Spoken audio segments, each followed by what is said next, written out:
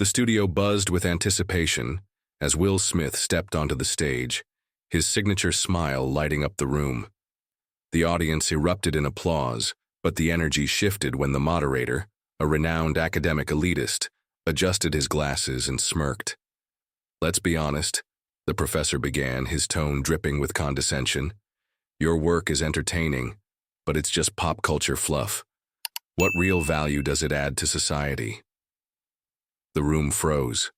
Will's smile faltered for a split second, his jaw tightening as the insult hung in the air. The audience exchanged uneasy glances, some murmuring in disbelief. Will took a deep breath, his eyes locking onto the professor's. "Fluff, huh?" he said, his voice calm but laced with an edge. "Let's talk about value." The crowd leaned forward, their breaths held. The professor raised an eyebrow, clearly unprepared for Will's composure. Will stepped closer to the podium, his presence commanding the room. "You see, Professor," he began, his tone steady, "art isn't just about facts and figures, it's about connection." The tension was palpable, the air thick with anticipation.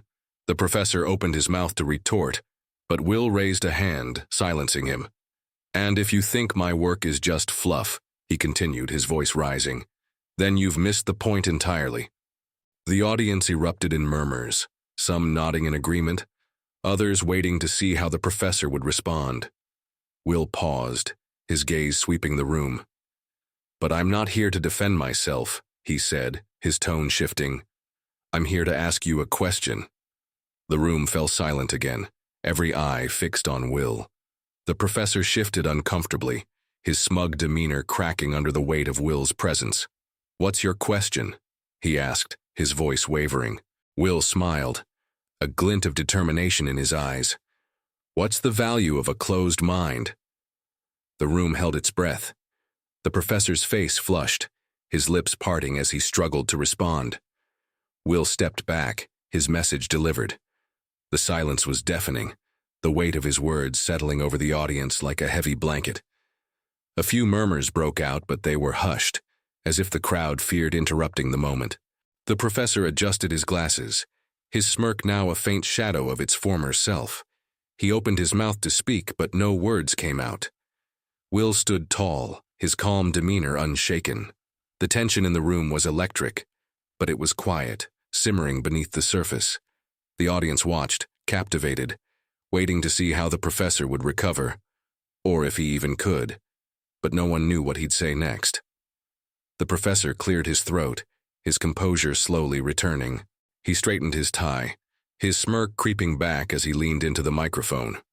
"A closed mind," he said, his voice dripping with sarcasm. "That's rich, coming from someone who makes a living playing pretend." The audience shifted uncomfortably, a few uneasy glances exchanged. Will's expression didn't change, but his eyes narrowed slightly, a flicker of something deeper passing through them. The professor pressed on, emboldened by the silence. "Let's not confuse entertainment with enlightenment, Mr. Smith. Your movies might make people laugh or cry, but they don't change the world."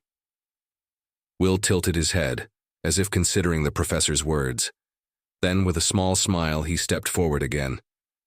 "You're right," he said, his voice calm but firm. "Movies don't change the world." The professor's smirk widened, but it faltered when Will continued. "People do." The room seemed to hold its breath again. Will's gaze swept the audience, his tone shifting to something more intimate, more powerful. "And if my movies, my pretend, as you call it, inspire even one person to be kinder, to dream bigger, or to fight for what's right, then I've done my job." The professor opened his mouth to interrupt, but Will raised a hand, his voice cutting through the room like a blade. "But let's talk about enlightenment, Professor. What have you done lately to change the world?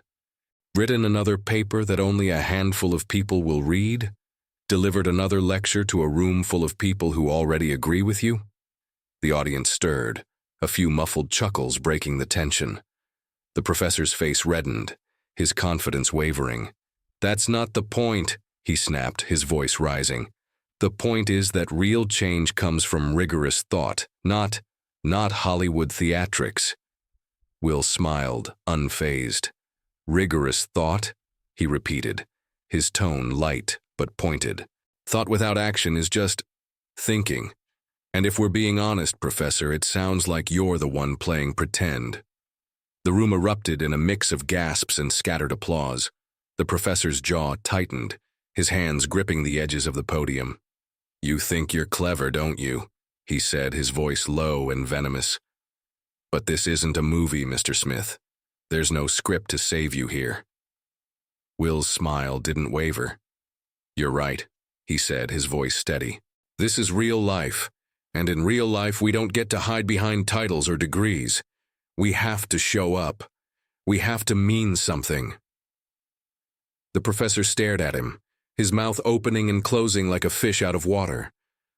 The audience was silent now, the tension so thick it felt like the air itself was holding its breath. Will took a step back, his message delivered. But he wasn't done. The professor straightened his posture, his face a mask of forced composure. "Mean something?" he repeated, his voice dripping with disdain. "And what exactly do you mean, Mr. Smith?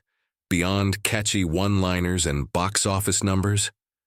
Will's smile softened, but his eyes remained sharp. "I mean the stories we tell," he said, his voice carrying a weight that silenced the room.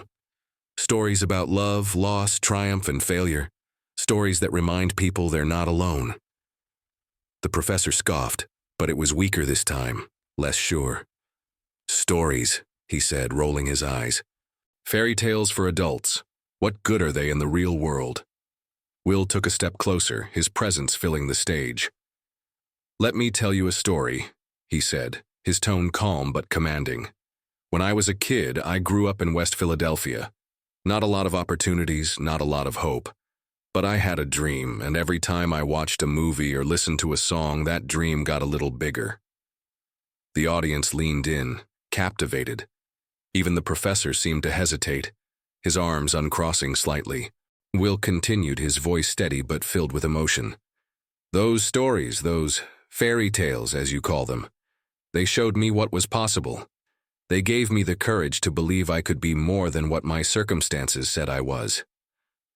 The professor opened his mouth to interrupt, but Will raised a hand, his gaze locking onto the older man's. "And that's the power of art, Professor.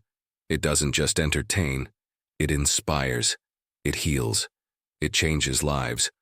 The room was silent, the weight of Will's words settling over everyone like a blanket.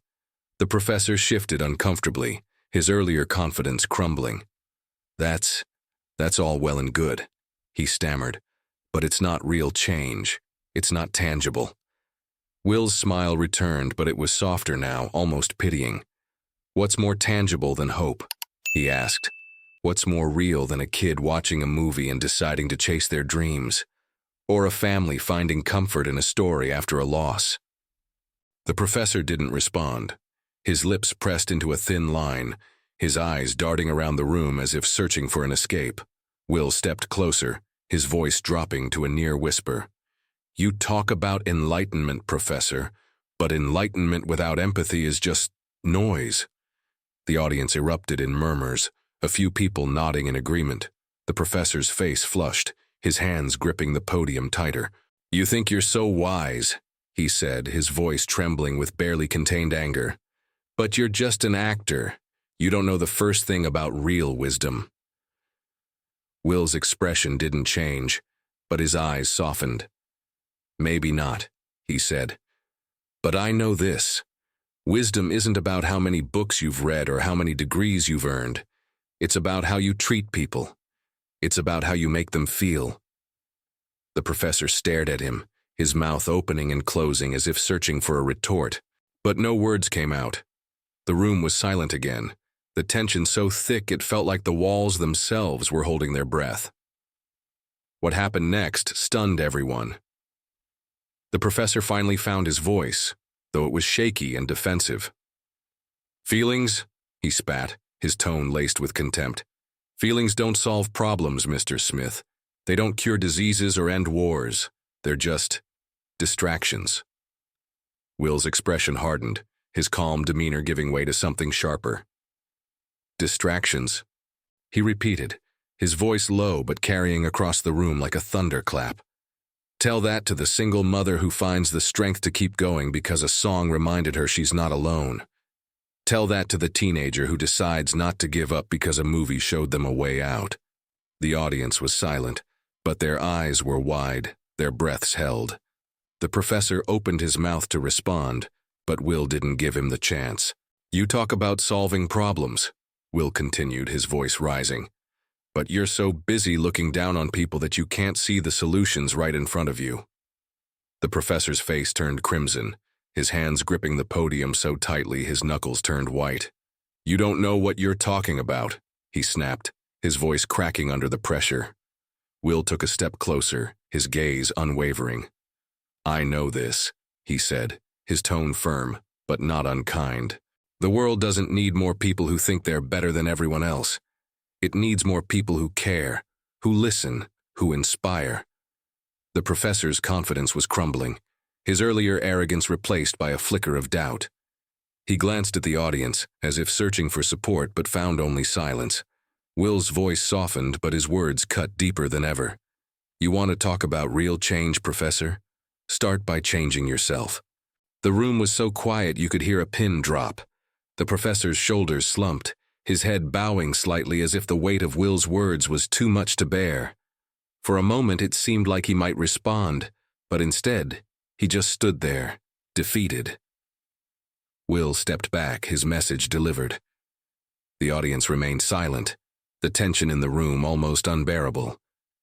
But then, slowly, a single clap broke the stillness. Then another, and another. The applause grew, spreading through the room like a wave. People rose to their feet, their faces filled with admiration and respect. Will smiled, but his eyes stayed on the professor, who was still standing at the podium, his head bowed, his earlier smugness replaced by something far more vulnerable. But one question remained. The applause slowly died down, but the energy in the room remained electric. Will stepped back to the center of the stage, his presence calm, yet commanding. He looked out at the audience, his smile warm, but his eyes filled with a quiet intensity. Thank you, he said, his voice steady and sincere. But this isn't about me. It's about all of us. It's about the stories we tell, the lives we touch, and the legacy we leave behind. The audience nodded, their faces reflecting a mix of admiration and introspection. Will's gaze shifted to the professor, who was still standing at the podium, his head bowed, his earlier arrogance replaced by something far more human. Professor, Will said, his tone gentle but firm, I don't say any of this to shame you. I say it because I believe you're capable of more. We all are. The professor looked up, his eyes meeting Will's. For the first time, there was no smirk, no condescension, just a flicker of something raw and real. He opened his mouth to speak, but no words came out. Instead, he simply nodded, a silent acknowledgement of the truth in Will's words. Will turned back to the audience, his voice rising with passion. We live in a world that's quick to divide, quick to judge, quick to dismiss. But if there's one thing I've learned, it's that the most powerful force in the world isn't intellect or status or power. It's connection. It's empathy. It's love. The room erupted in applause again, louder this time, more fervent. People wiped tears from their eyes, their faces alight with inspiration. Will waited for the noise to subside before continuing. So let's stop tearing each other down, he said, his voice ringing with conviction. Let's start lifting each other up. Let's tell stories that matter. Let's be the change we want to see in the world. The audience rose to their feet once more, their cheers filling the room. Will smiled, his heart full, but his work wasn't done. He turned to the professor one last time. Professor, he said, extending a hand. Let's start over. The professor hesitated, his eyes darting between Will's hand and his face. For a moment, it seemed like he might refuse, but then, slowly, he reached out and shook Will's hand. The audience erupted in cheers, the tension in the room finally breaking. As the applause died down, Will stepped back, his message delivered. The professor stood a little taller, his demeanor softer, as if a weight had been lifted from his shoulders. The audience remained on their feet, their faces filled with hope and inspiration. Will gave a final wave and stepped off the stage, leaving the audience buzzing with excitement and purpose. If this moment moved you, don't let it end here. Hit that like button, share this with someone who needs to hear it, and subscribe for more stories that inspire, challenge, and connect us. Because together, we can create a world where every voice matters. Let's keep the conversation going.